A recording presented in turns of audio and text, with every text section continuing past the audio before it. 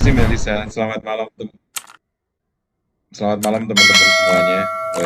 Saya share materi saya yang baru sore tadi saya selesaikan gitu. Dan ini sebenarnya materi yang sudah ada di Kompas, sudah dimuat di Kompas di tanggal 26 Mei tahun 2020, jadi 3 tahun yang lalu, bahkan mungkin 3,5 tahun yang lalu. Kemudian beberapa saya coba eh, pertajam dan kemudian saya coba masukkan lagi unsur kekinian yang kita sekarang bicara tentang artificial intelligence, ChatGPT, kemudian karena terus terang saya diminta untuk berbicara dari seri filosofi logos, kemudian menulis untuk kemanusiaan, dan saya mengangkat ini tulisan saya waktu itu judulnya adalah cerita kemanusiaan seharusnya tidak menyesatkan. Dan hari-hari ini sebenarnya kita sedang di, dipaksa untuk mendengarkan cerita-cerita tentang kemanusiaan dan kekuasaan yang mungkin buat kita menjadi terhenyak dan kemudian merasa tersesat selama ini. Oh, selama ini saya tersesat ternyata gitu. Ada sebagian yang kemudian sambil marah-marah mau keluar dari kesesatannya selama ini gitu. Tapi ada juga yang menyatakan bahwa apa yang sudah dipilih dengan cerita-cerita yang selama ini, narasi-narasi yang dia terima selama ini sudah benar, dan mencoba juga mencari pembenaran. Gitu. Tetapi semestinya kalau cerita itu tentang kemanusiaan, ya mestinya tidak mungkin menyesatkan karena kita manusia akan saling membantu, melengkapi, dan apa, ya saling menguatkan sebenarnya. Saya berikan gambaran lebih dulu karena saya latar belakang saya seorang wartawan, sekolahnya pendidikan, saya sekolahnya adalah pemerintahan politik, jadi kemudian disekolahkan lagi oleh Kompas, Kompas Gramedia ke Prasetya Mulia, ya belajar sedikit-sedikit tentang manajemen gitu. Jadi mungkin agak agak agak jauh dari kemudian dari filsafat secara keseluruhan, meskipun saya tahu filsafat yang memenuhi hidup kita sepanjang sepanjang hidup kita, sama seperti juga politik dan hukum sebenarnya juga mewarnai hidup kita karena ya sebagai induk dari semua ilmu filsafat tentu sangat mewarnai kehidupan. Dan materi saya sengaja membuat seperti dulu bulan Juni yang lalu, saya pernah juga diminta oleh Mas Dimas, Mbak Melisa, dan teman-teman dari Circles untuk berbagi tentang menulis dari hati.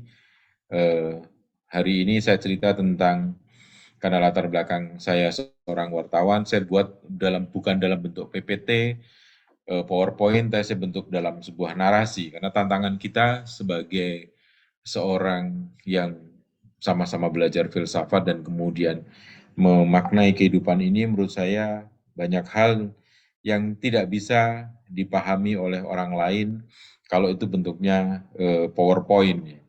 Karena yang ngerti juga kemudian kita mungkin pada waktu mengikuti satu diskusi, satu seminar, bahkan satu kuliah gitu, kemudian dosen atau pembicaranya memberikan PowerPoint, ya sehabis itu kemudian kita harus mengembara sendiri dalam pikiran kita, memaknai PowerPoint, poin-poin yang ditampilkan dalam PowerPoint itu.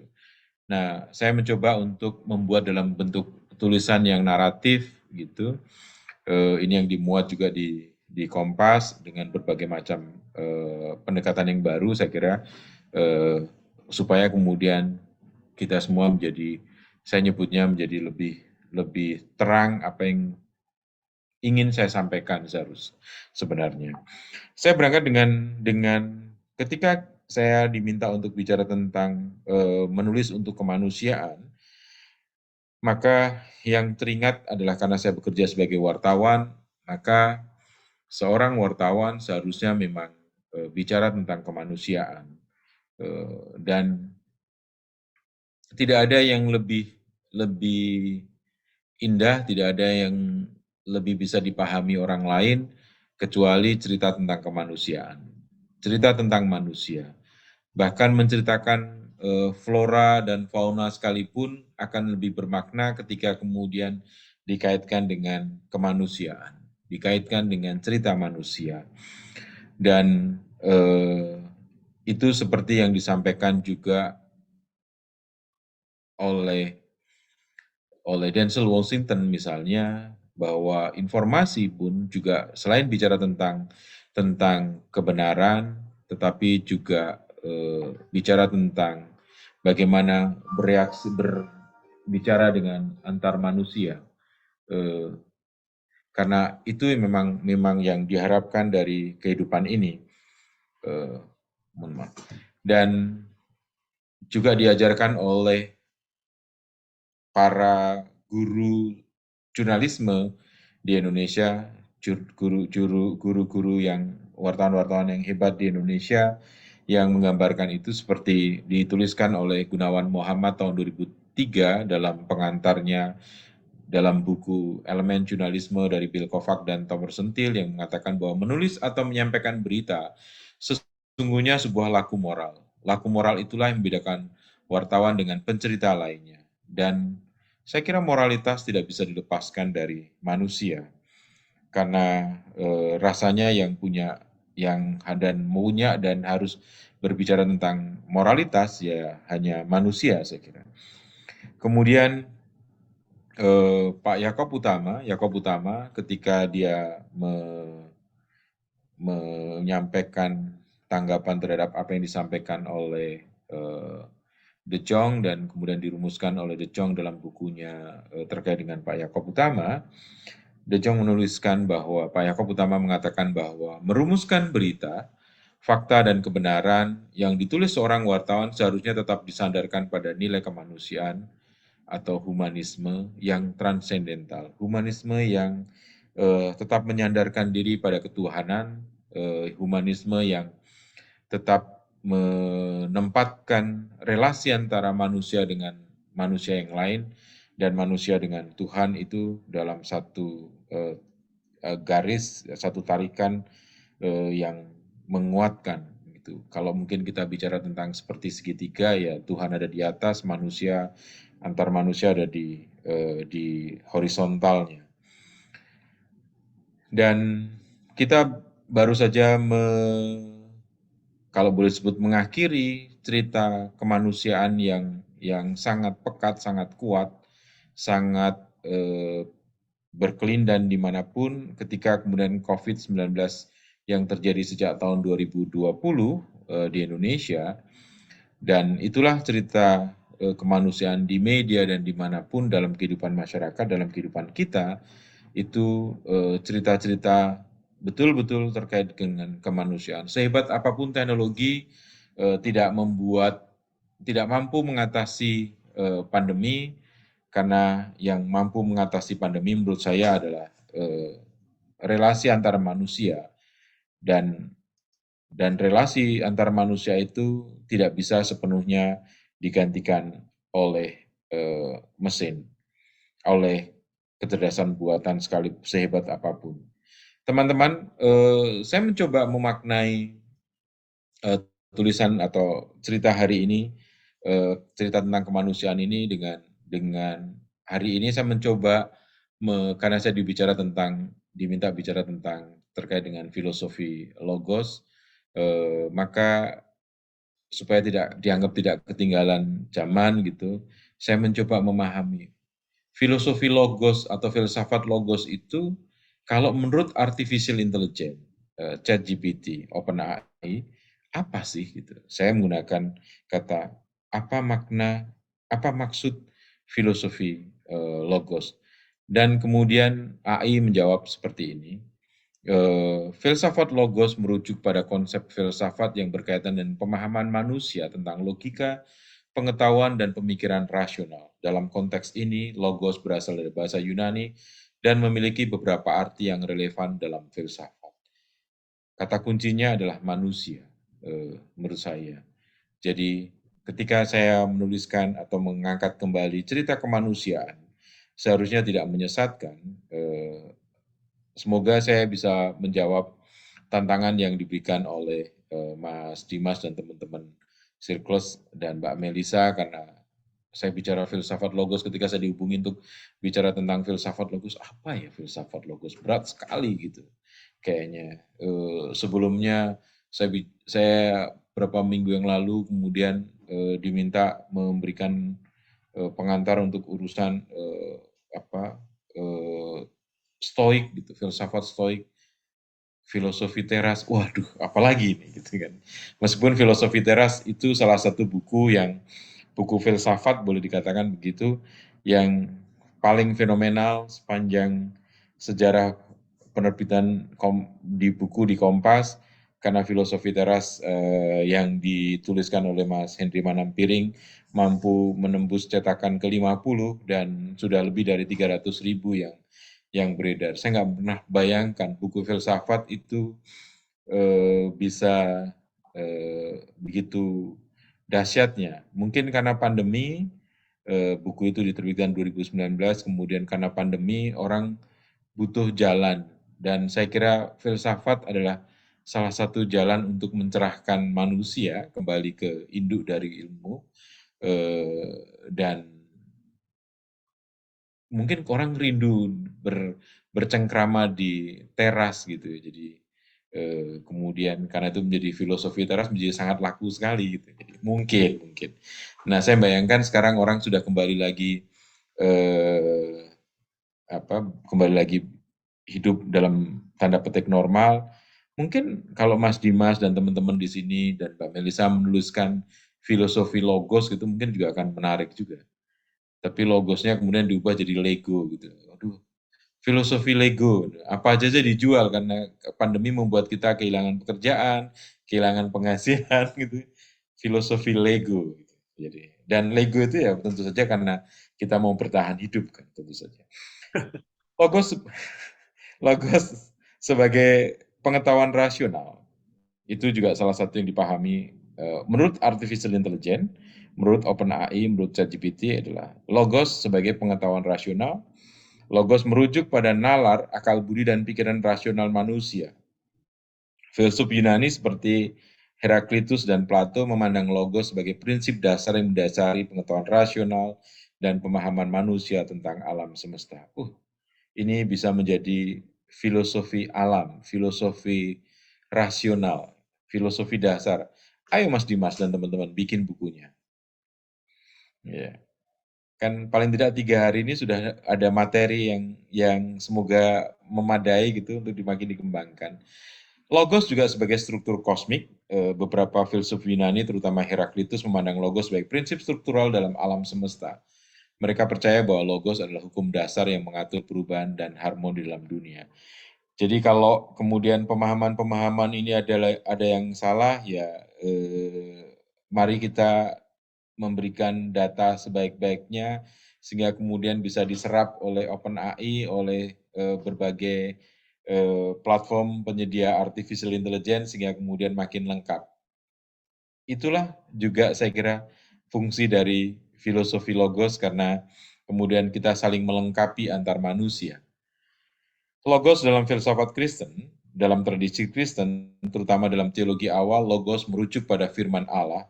Dalam kitab Yohanes dan dalam perjanjian baru, logos digunakan untuk merujuk kepada Yesus Kristus sebagai firman Allah yang menjelma menjadi manusia. Aduh, saya berat ini kalau ini. Saya nggak terlalu berani berpanjang-panjang karena saya khawatirnya saya kena tulah malah jadi pastor, jadi repot nanti. Logos adalah ekspresi dari kebijaksanaan ilahi dan rencana penyelamatan manusia. Eh, mungkin dalam pemahaman Jawa, saya orang yang hidup dalam kultur Jawa gitu, saya memandang logos sebagai struktur kosmik dan logos dalam filsafat Kristen ini eh, seperti juga mengingatkan saya pada apa yang dipahami dalam kehidupan orang Jawa yang disebut dengan cokro manggilingan. Jadi teman-teman, apa yang saya tuliskan nanti juga ada beberapa yang akan saya lengkapi dengan pemikiran-pemikiran yang saya coba saya tambahkan dalam pemahaman ini, karena kebetulan skripsi saya tentang filsafat kekuasaan Jawa, tentang filosofi kekuasaan Jawa. Jadi saya memandang bahwa struktur kosmik dan dalam filsafat Kristen ini itu seperti pemahaman Cokro-Manggilingan. Alam itu, dunia itu berputar sesuai dengan porosnya dan kemudian akan sesuatu yang dulu di atas bisa saja berulang kembali, dan itu sudah kita alami ketika kemudian pandemi COVID-19 yang berbasiskan sebenarnya influenza, itu seperti ulangan 100 tahun yang lalu, ketika kemudian ada juga pandemi flu Rusia yang terjadi 100 tahun yang lalu, dan 100 tahun sebelumnya lagi juga sudah ada berbagai macam, ada flu Spanyol dan sebagainya. Saya kira itu terus berulang-berulang, dan apa yang terjadi dengan situasi politik di Indonesia hari ini menurut saya juga sebuah ulangan sejarah, karena ya kita selalu melihat bagaimana kemudian kehidupan di negara kita itu seperti melihat cermin berputar-berputar dan kembali lagi seperti sejarah. Saya tidak ingin menjelaskan panjang lebar soal ini. Nanti kalau ada yang bertanya kita coba bicarakan. Karena menurut saya apa yang terjadi hari ini seperti mengingatkan kembali mungkin lebih dari 300, mungkin 500 tahun yang lalu atau 600 tahun yang lalu, dan itu pernah terjadi karena di negara ini memang seperti dalam konsep pemahaman Jawa, ya Cokro-Manggilingan yang selalu berputar kembali, sejarah itu selalu berulang. Dalam teori jurnalistik ada juga yang disebutkan nothing new under the sun, jadi sebenarnya yang terjadi juga pengulangan, memunculkan sesuatu yang dianggap baru dalam tanda petik ya, dengan muncul. Logos dalam retorika adalah salah satu dari 3 elemen bukti persuasif bersama dengan etos, karakter berpembicara, dan patos emosi. Logos dalam retorika merujuk pada penggunaan logika, bukti, dan argumen rasional untuk meyakinkan pendengar atau pembaca. Ya, ini makin menguatkan kalau dalam konteks filosofi kekuasaan Jawa, apa yang saya sebutkan tadi, filosofi Jawa, apa yang saya sebutkan tadi sebagai Cokro-Manggilingan. Alam semesta berputar pada porosnya, kehidupan manusia itu adalah seperti pengulangan-pengulangan kehidupan-kehidupan yang pernah terjadi sebelumnya. Filsafat logos membahas pertanyaan mendasar tentang pengetahuan, kebenaran, dan logika. Hal ini melibatkan eksplorasi konsep seperti realitas, moralitas, eksistensi, dan bagaimana manusia memahami dan membangun pengetahuannya tentang dunia. Pemahaman tentang logos telah menjadi pusat perhatian dalam sejarah filsafat dan terus memainkan peran penting dalam berbagai tradisi pemikiran. Teman-teman, inilah yang coba dijelaskan ketika saya menanyakan apa itu filsafat logos atau filosofi logos kepada OpenAI, kepada ChatGPT. Sebenarnya udah selesai ya, nggak usah aku bicara banyak, sudah ketemu kan. Nah, yang membedakan manusia dengan teknologi adalah kemudian pengalaman setiap manusia itu berbeda. Sehingga ketika berhubungan dengan realitas, moralitas, eksistensi, dan bagaimana manusia memahami, membangun pengetahuannya tentang dunia, apa yang dijelaskan oleh sehebat apapun sebuah teknologi, sebuah mesin learning gitu, itu pasti tidak akan sekaya seperti yang dihasilkan dalam sebuah interaksi antar manusia. Dan interaksi antar manusia itu akan makin memperkaya kita semua dalam berbagai perspektif, karena cerita kemanusiaan pasti akan lebih menarik dibandingkan cerita-cerita tentang teknologi yang hanya berdasarkan pengetahuan yang saya sebutnya sebagai pengetahuan sesaat, karena misalnya dalam konteks ChatGPT akan selalu menjelaskan bahwa dia hanya punya data pengetahuan sampai dengan tahun 2021, karena sebelumnya dia juga sangat tergantung apa yang diisikan oleh manusia. Teman-teman, saya menuliskan tahun 2020 sebelum pandemi di bulan Januari 2020 karena di Indonesia Maret, saya bersama keluarga mengunjungi beberapa negara di Eropa Utara, salah satunya di Denmark. Dan saya mengunjungi rumah Hans Christian Andersen yang kita tahu sangat dikenal sebagai bapak dongeng sedunia gitu, dan mewarnai hidup kita semuanya mestinya, kecuali kalau generasi-generasi baru ini mungkin tidak lagi menangkap cerita-cerita H.C. Andersen. Di rumah atau museumnya yang sekarang jadi rumah dongengnya atau rumahnya H.C. Andersen itu di Copenhagen, ada sebuah tulisan ketika kita masuk gitu. Kemudian tulisannya adalah dalam bahasa Danis, bahasa Denmark, tetapi dalam bahasa Inggris kira-kira life itself is the most wonderful fairy tale. Jadi hidup itu adalah petualangan terbaik.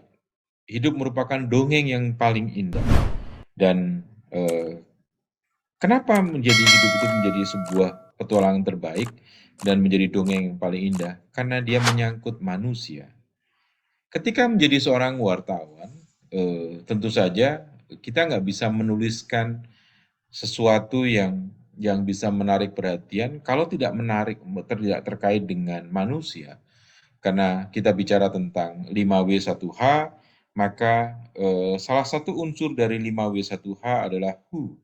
Dan who itu tentu saja menyangkut manusia dan tidak bisa dipisahkan dari seluruh kompleksitas kehidupan yang disebut dengan 5W1H. Who menjadi bagian dari situ, tetapi juga kemudian lebih dari 5W1H, orang bicara tentang SW, so what. Dan so what pun akan terkait dengan kemanusiaan. Pesan itu menegaskan pula bahwa manusia sesungguhnya adalah makhluk yang gemar bercerita, tak hanya melalui tuturan atau tulisan, melainkan juga lewat kehidupannya sendiri. Impian oleh seseorang dibangun dan coba diwujudkan lewat berbagai tahapan adalah cerita yang bisa menarik bagi orang lain. Ada satu pepatah dalam bahasa Latin dalam konteks ini yang sampai sekarang masih hidup, rasanya adalah verba volant scripta manent. Verba volant scripta manent menegaskan tentang sesuatu yang diucapkan. Saya yakin banyak teman-teman di sini yang lebih hebat dibanding saya dalam konteks penguasaan bahasa Latin dan dengan berbagai macam turunan kata-kata baiknya gitu. Verba volant scripta manent, sesuatu yang diucapkan itu gampang hilang. Verba volant. Sementara scripta manent menegaskan bahwa kalau itu dituliskan, maka dia akan lebih permanen, lebih bisa berumur panjang, dan bahkan bisa diwariskan. Karena itu kemudian banyak orang mencoba menuliskan kembali cerita-cerita yang diturunkan dari orang tuanya, dari berbagai macam kalangan, dan akan menjadi semakin menarik ketika kemudian dikaitkan dengan kehidupan manusia. Karena seperti dikatakan H.C. Andersen bahwa hidup adalah petualangan terbaik, hidup merupakan dongeng yang paling indah, dan hidup itu terkait dengan kemanusiaan, terkait dengan manusia. Di negara kita pun selalu manusia menjadi subjek, meskipun juga pada saat-saat tertentu juga manusia menjadi objek. Saya teringat dengan satu lagu yang dinyanyikan oleh God Bless tahun 1977, saya kira Mbak Melisa belum lahir pada waktu itu. 1977 belum lahir ya Mbak Melisa ya? Belum. Belum Yang dong. judulnya Panggung Sandiwara, meskipun mungkin pernah dengar, Dunia ini panggung sandiwara, ceritanya mudah berubah. Dan ada peran wajar dan ada peran berpura-pura. Setiap kita dapat satu peranan yang harus kita mainkan. Belakangan ini lagu ini rasanya menjadi eh, apa penting dan menarik untuk kita nyanyikan kembali, apalagi terkait dengan proses pencalonan presiden dan wakil presiden untuk pemilu 2024, betapa betul-betul panggung sandiwara dan skenario yang ciamik itu sangat terasa gitu. Dan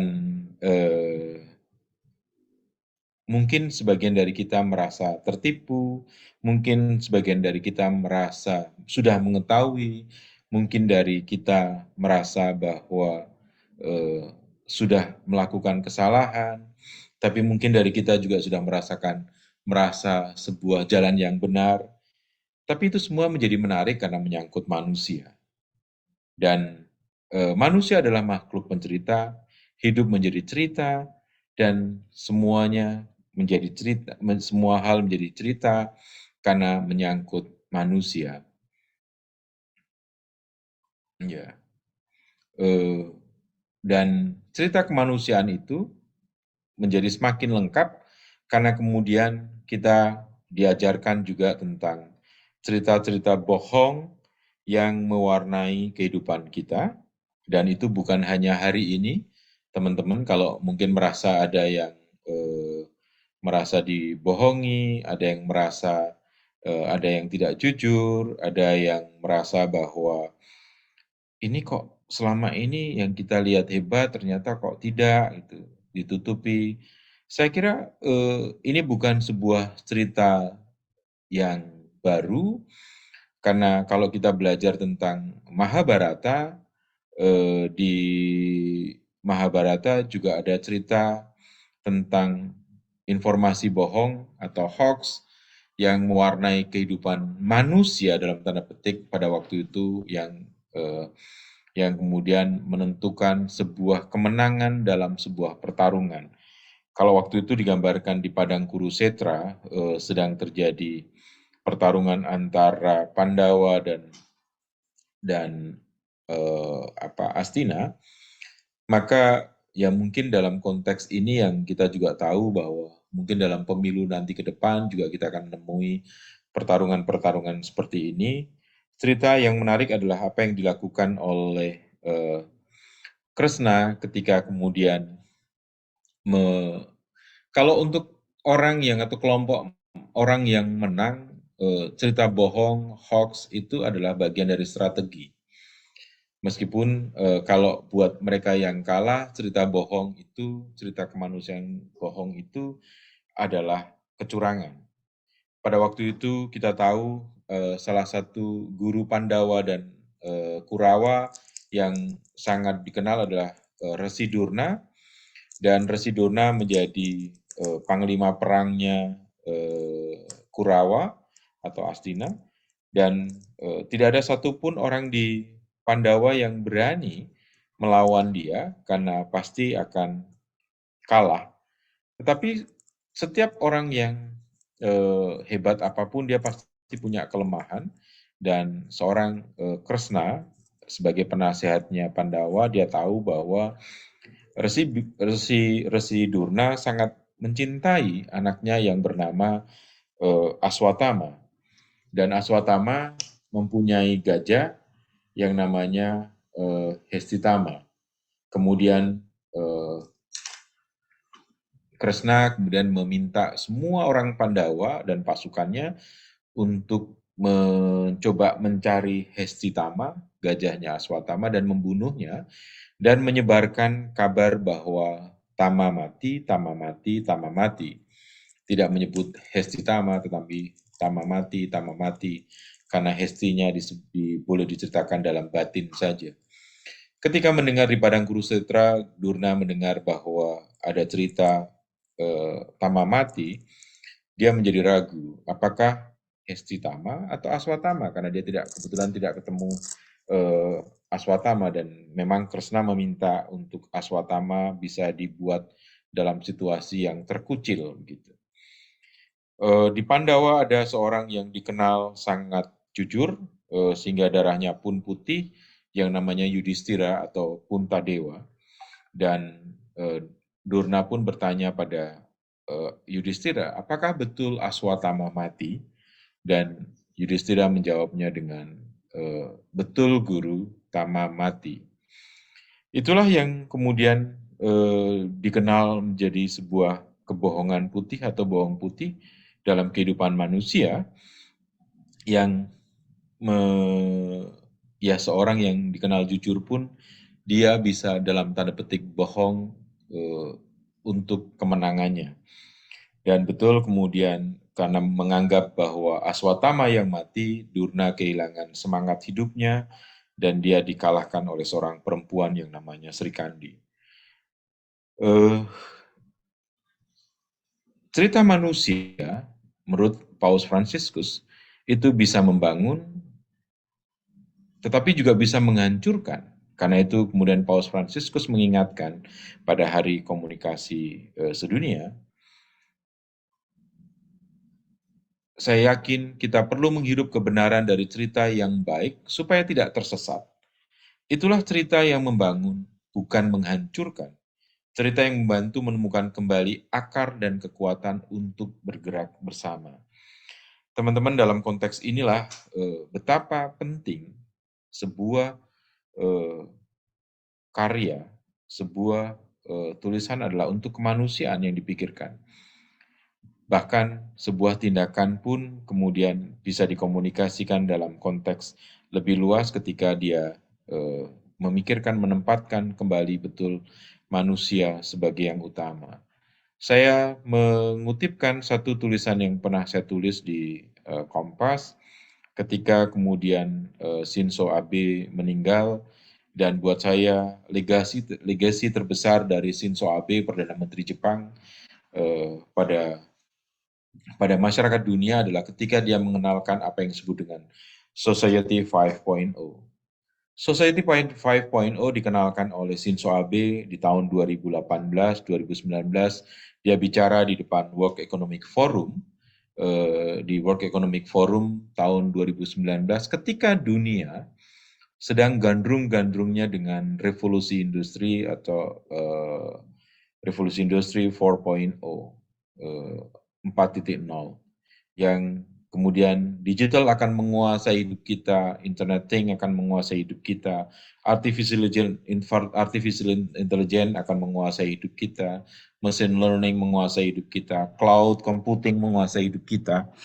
Tetapi Shinzo Abe dan masyarakat Jepang yang penduduknya sudah mulai banyak menua, dia mengenalkan apa yang disebut dengan Society 5.0.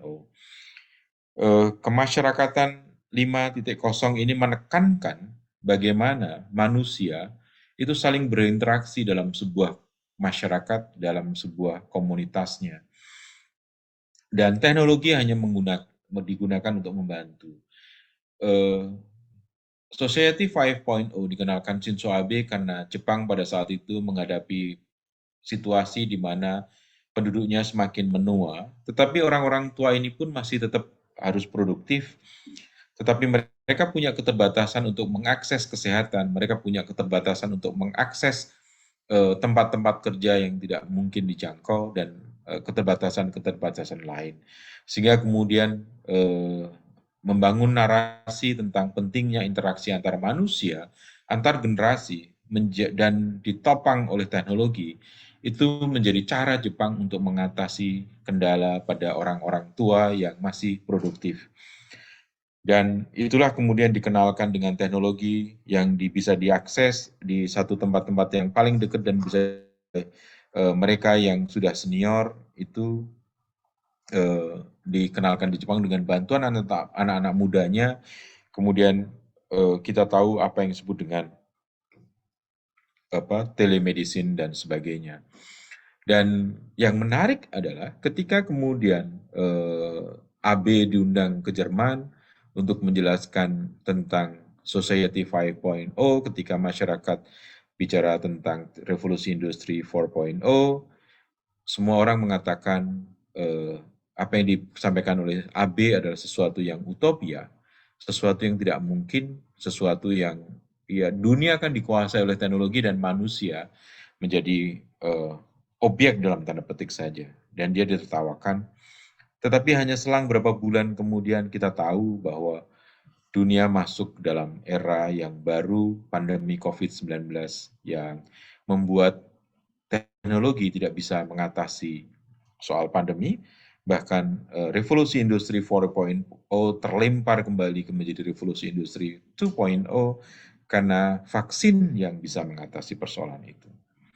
Dan vaksin hanya bisa dioptimalkan oleh peran serta manusia yang tidak sepenuhnya tergantung kepada teknologi, dan antar manusia menjadi sangat tergantung, sangat berkaitan, terikat, dan terkait, karena kalau di dunia ini masih ada satu saja orang yang terdampak oleh COVID-19, maka sesungguhnya COVID-19 tidak akan selesai ditangani. Dan itulah yang kita belajar dari Society 5.0, bahwa apapun yang terjadi di dunia ini, tetaplah menempatkan manusia dan kemanusiaan itu ada di teratas. Dan cerita bohong itu, teman-teman, masih bisa muncul ketika nanti dalam kehidupan-kehidupan berikutnya kita, tetapi juga bahkan apa yang dilakukan oleh Joseph Goebbels sebagai Menteri Propaganda pada masa Adolf Hitler. Mungkin teman-teman juga mengetahui apa yang disampaikan oleh Goebbels pada waktu itu. Dia mengatakan, if you repeat a lie often enough, people will believe it, and you will even come to believe it yourself. Kebohongan jikalau disampaikan berulang-ulang, orang akan mempercayai, dan Anda juga mempercayainya. Bahkan orang yang menyebarkan pertama kali kebohongan itu pun juga akan percaya bahwa itu benar. Pernyataan Goebbels lebih dari 70 tahun itu kini terasa relevan dengan semakin berkembangnya hoax dalam kehidupan masyarakat kita. Dan dalam konteks politik, kehidupan kita sehari-hari yang sekarang masuk ke ranah itu, tahun politik, rasanya penyebaran berita bohong ini akan semakin masif, akan semakin memasuki hidup-hidup kita. Dan ini data tahun 2021 di Kompas melalui survei menunjukkan bahwa media sosial menyebabkan berita tercampur menjadi lebih buruk. 90,7% orang mereka yang disurvei mengatakan bahwa media sosial kemudian membuat informasi, cerita tentang, saya kira ini semua cerita tentang kemanusiaan itu menjadi lebih buruk. Media sosial berdampak negatif pada jurnalisme. Jurnalisme yang berkualitas tentu menempatkan manusia sebagai sesuatu yang di tempat yang paling tinggi. Kami di Kompas belajar dari para pendiri dan para pendahulu kami, menempatkan, Pak Yakob selalu mengatakan, menempatkan manusia dan kemanusiaan serta keindonesiaan itu sebagai hal yang paling penting dalam kehidupan sebagai seorang wartawan. Ya, pada COVID-19 terus berulang dan sampai hari ini rasanya nyaris tidak ada orang di negeri ini serta orang lain yang tidak marah pada hoax. Bahkan mereka yang sadar atau tidak juga ikut memproduksi dan menyebarkan kabar bohong itu juga meneriakkan melawan perang hoax. Tapi hoax atau berita bohong atau cerita-cerita bohong itu masih terus terjadi.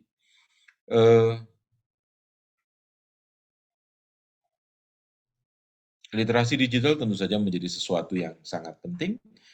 Teman-teman, cerita kemanusiaan harus terus diingatkan, dan manusia juga harus terus diingatkan bahwa mereka tidak hidup sendiri, terkait dan terikat.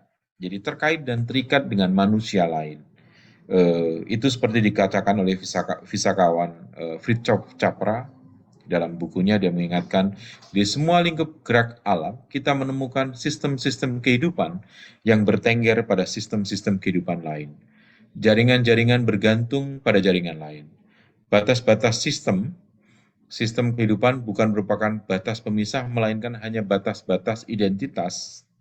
Semua sistem kehidupan berinteraksi satu sama lain dan saling berbagi sumber daya melewati batas-batasnya. Jadi, karena itu, teman-teman, cerita kehidupan, cerita tentang kemanusiaan akan sangat mempengaruhi kehidupan, dan saya percaya dalam konteks ini tadi alam semesta dan manusia yang dipahami dalam filosofi logos itu akan semakin menarik dan semakin mendapatkan tempatnya ketika kita menempatkan betul-betul kemanusiaan, dan seharusnya cerita kemanusiaan tidak menyesatkan. Seharusnya, tapi dalam prakteknya kita tahu, dan saya akhiri paparan saya ini dengan sebuah gambar yang cerita tentang kemanusiaan, tapi ini yang terjadi pada hari-hari ini atau bahkan mungkin beberapa saat yang lalu yang kemudian menyesatkan, bisa jadi menyesatkan kita semua. Saya Boyo mengingatkan pada kita untuk tetap eling dan waspada sebagai manusia, dan inilah yang seringkali terjadi dalam kehidupan kita, dalam dunia jurnalistik khususnya. This is Sarah. Dia 45 tahun umurnya, dia memiliki 2 anak, dia tidak pernah berolahraga, dia hidup enak banget pokoknya, makan, tidur gitu. Tetapi dia tidak punya rahasia. Dia juga minum bir. Apa rahasianya? Dia nggak punya rahasia.